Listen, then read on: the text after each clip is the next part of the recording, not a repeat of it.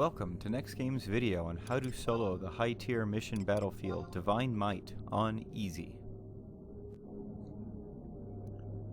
Normally, this is fought with an alliance of 18 people, but it's possible to beat this difficulty solo with trust if you kill in the right order.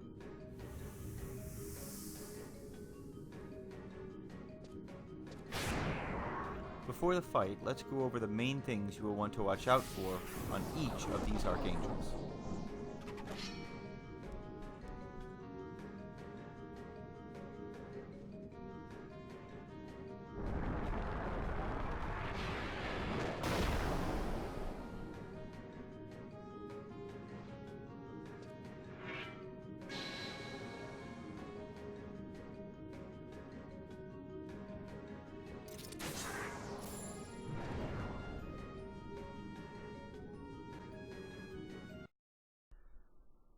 Each Archangel will use their two respective 1 hours during this fight.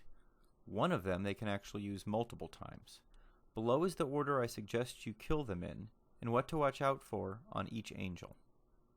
Archangel Evie, the Elven, will use Benediction and Invincible multiple times. The main reason we kill her first is her continuous use of Shield Strike and Intervene, which will continually stun and knock you back, which makes the beginning part of this fight quite difficult, so we want to get her out of the way so that we can more easily kill the rest of the Archangels. She also has access to Arrogance Incarnate, so try and keep Migawari up, as this damage can spike to over 2,000 if it does hit you. Archangel GK is a Galka that will use Miko Shushi multiple times and will be assisted by a Wyvern. Don't bother killing the Wyvern because the Galka will just resummon it. The main thing you want to be careful for in the Galka is just to make sure you keep your shadows up while he has Miko Shushi up, because he's going to be barraging you with weapon skills, and if they're just bouncing off your shadows, it's of no threat, but if they start getting through and he skill chains on you, he can kill you. Once the Galka is defeated, you want to go ahead and kill the Wyvern. After the Wyvern is dead, go ahead and switch to Archangel Hume. He will use Mighty Strikes multiple times during the fight, and then at low hit points, use Majin Galkri.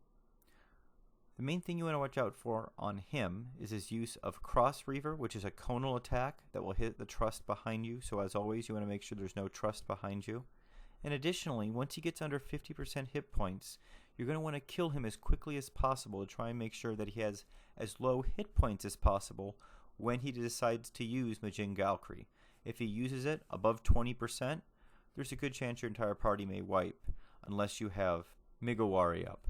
However, if she has less than 10% hit points, more than likely you and all of your trust will live, and you'll be able to carry on and take on Archangel TT, who is the next one I suggest you fight.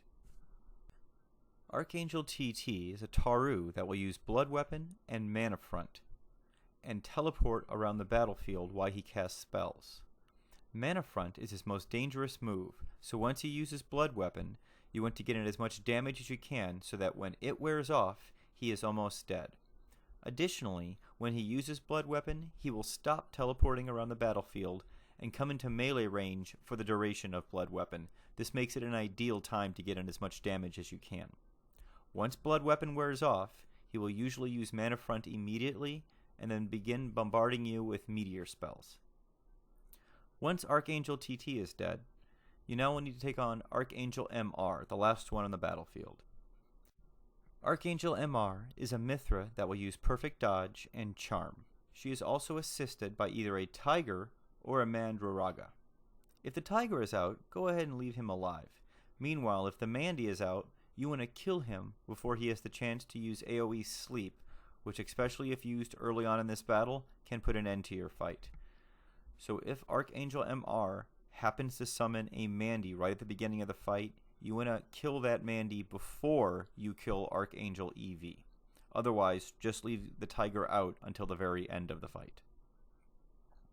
Sometime near 50% hit points, Archangel MR will use Perfect Dodge. Sometime shortly after 50% hit points, Archangel MR will charm you. This will make it so that all of your trust disappear and will last 30 to 60 seconds. So you want to make sure right at 49% you cast Poison on Archangel MR so that she does not recover hit points during this time. Once Charm wears off, it'll be up to you to finish off Archangel MR and her Tiger before you run out of hit points, because you will not have any trust to cure you. If you're fearful that you cannot do this, you can always use Re-Raise and go die on the stairs, and then once dead, get yourself up, resummon your trust, and finish the last of the angels. The last thing I want to go over is positioning. At the beginning of this battle, you want to make sure that you have Yonin and your Enmity boost up, and then you want to provoke Archangel Evie at the center of the battlefield, and then run all the way back to the entry point of the battlefield. This will make it so that Archangel TT stays at the battlefield and only the 4 other Archangels follow you. You also don't want to fight in the hallway because there's not enough room for your trust to get out of AoE range. So go ahead and bring all 4 of the Archangels back to the original portal that you entered by and kill them there. When it's time to kill Archangel TT, that's when you will go back down the hallway and down the stairs to kill Archangel TT before you turn your final attention to Archangel MR. I'll show an example of exactly how all this works in my video.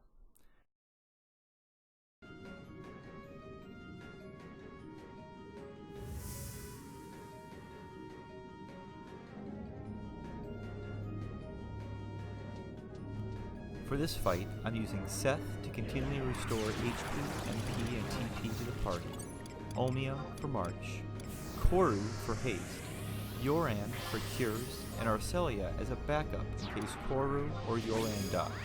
This is important as many of these angels have AoE weapon skills that can be spammed at the start of the fight, which can sometimes allow one of the Tarus to die. Let's see how one of these fights go. Enjoy the fight, everyone.